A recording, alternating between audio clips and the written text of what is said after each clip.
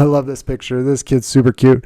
Love these kids well. They can sense that warmth in your voice. They can sense anxiety. They can sense fear. Hey guys, welcome back. I'm JT Weatherford, your host. I am a certified pediatric emergency nurse. Today I want to talk to you about something that us pediatric ER nurses kind of take for granted.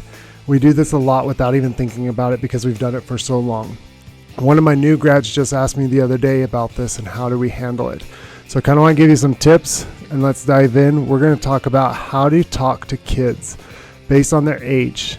There's a lot of differences that you can do with this, and it's going to vary depending on the age. So the first one we're going to talk about are the infants. These little guys don't need much. They literally need food, they need sleep, and they need a clean diaper and somebody just to love them well. We'll talk about loving them well in a minute. The big thing for you guys as a nurse is just to be yourself, just to be cheerful voice, talk to them in a higher pitched voice. They tend to respond a little better to that. And you do want to talk to them even when they aren't going to talk back to you because they don't have that speech pattern developed yet. But you still want to talk to them and get your baby voice on. It's a lot easier, I feel like, for females to do this because it's a natural instinct for them to do that. So all you females, keep going at it. This is awesome. Keep doing that. Us men, it's a little bit harder, but it's still doable. Kids love to hear your voice, and they just want you to talk to them, especially as an infant. They're so key on trying to figure out all the new sights and sounds. There's so many new things that's going on, and they just want to hear your voice, and it helps with that brain development there. The big thing is don't be afraid. These kids just want to hear you talk. They love smiling. They love interacting. One story was that when my son was first born, my wife was like, here you go. She was so exhausted and so tired. But she was like, here, it's your turn. And our son was just crying, wouldn't stop crying. And I just kind of looked at him and I was like, you don't scare me. And I told him that. And I was just holding him in arms and said, you don't scare me. You're okay. You're fine. And just kind of reassuring them. So they just want to be reassured. So make sure you talk to them because they can't talk back. It's kind of, you have to be a detective to figure out what's going on. Why are they upset? And then you just kind of run through the list. Sometimes infants are just upset and they don't even really know why. There's so many things going on inside of them that they don't know. There's a brand new world. They used to be all cozy, nice and warm inside mom's tummy. Now they're out in this bright, noisy world that we have. And we just need to kind of help soothe them. So they can definitely sense your anxiety as well. So please stay as calm as you can and don't be afraid of them. They're not going to hurt you. So then the one thing that I want to really talk about, I love this picture. This kid's super cute. Love these kids well. They can sense that warmth in your voice. They can sense anxiety. They can sense fear.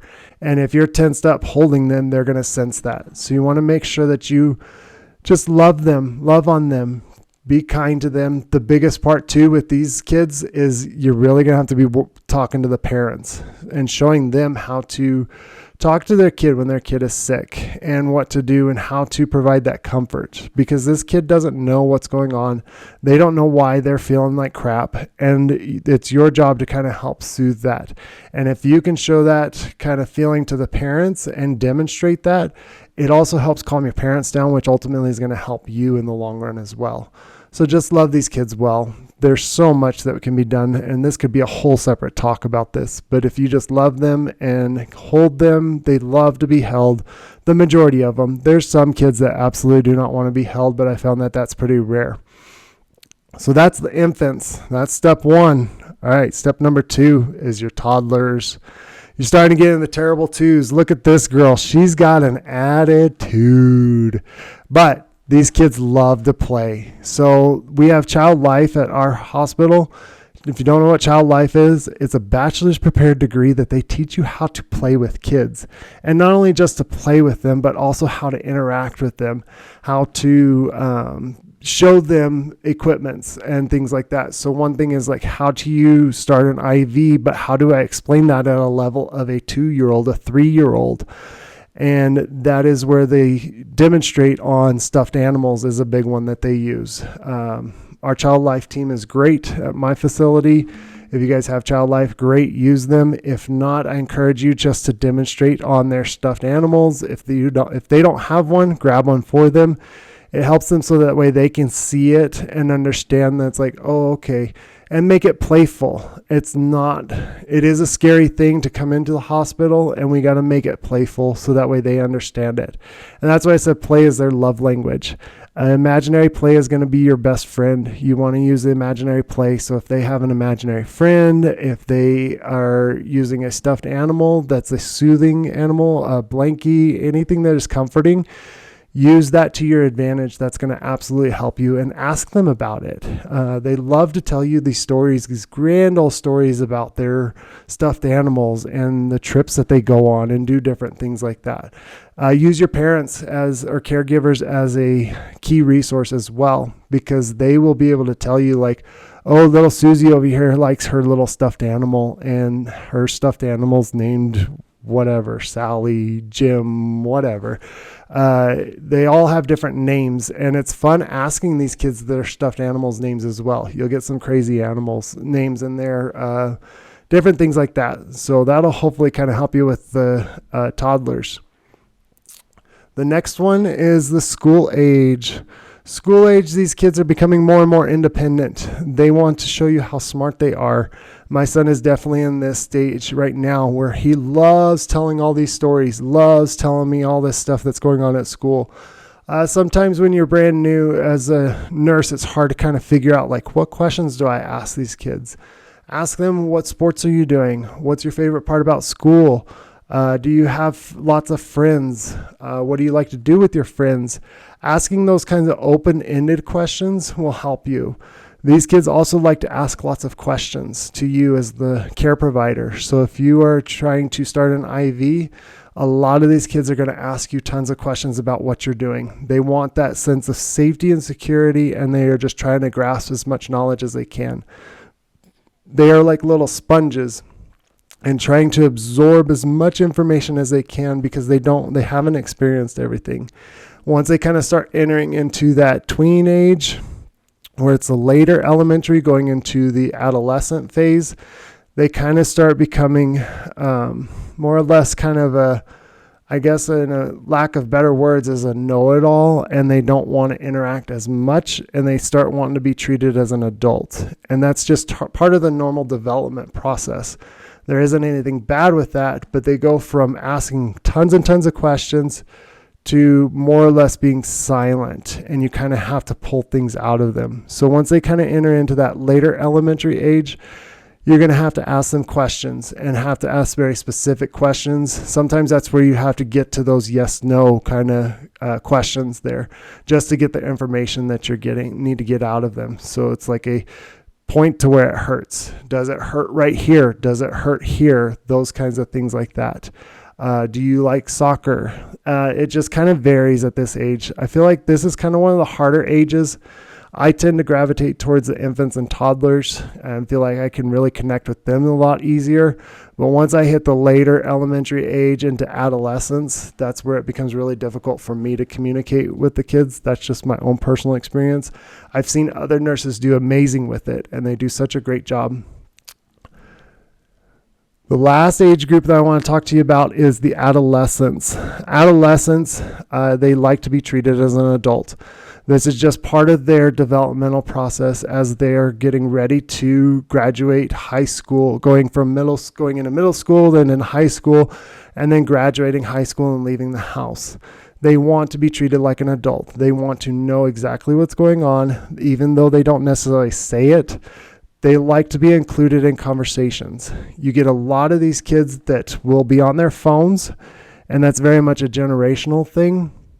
And that's okay. They can be on their phones, but also at the same time, if I need to ask specific detailed questions, I'm not afraid to ask them, be like, hey, I need to ask you some questions. Can you please put your phone down for just a few minutes?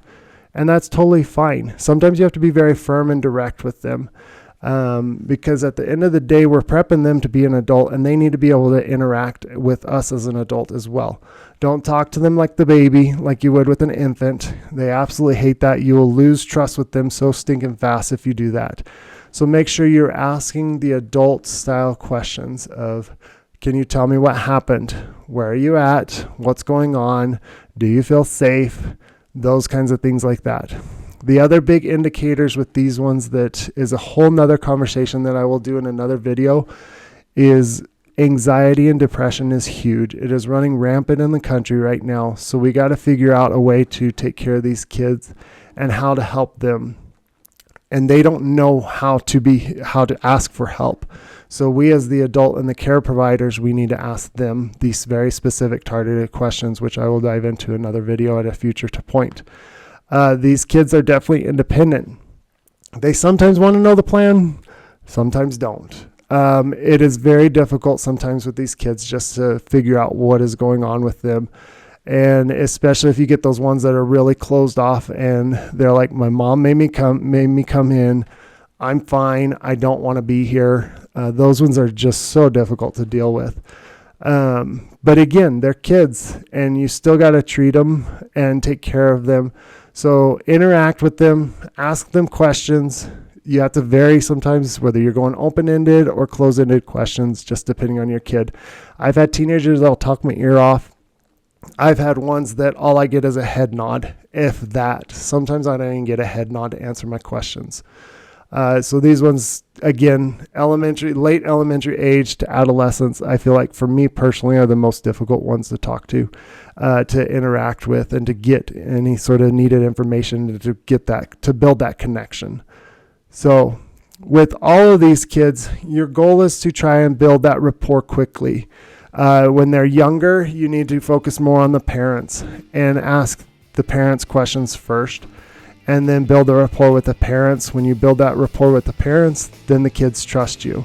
That's infant through toddler. Once you hit school age and definitely into teenagers, especially the teenagers, if you can ask them questions directly and treat them like an adult, you will get a lot further along in your care with the kiddos. So I hope that helps you guys. Hopefully help that kind of makes that a little bit easier with a very difficult. It's very much a skill to learn on how to take care of, how to talk to kids. And this just is a very brief overview of it. So let me know what you think. If you like it, hit subscribe and hit the like button for me. And let me know any other future videos that you want to see. Have a great day, y'all.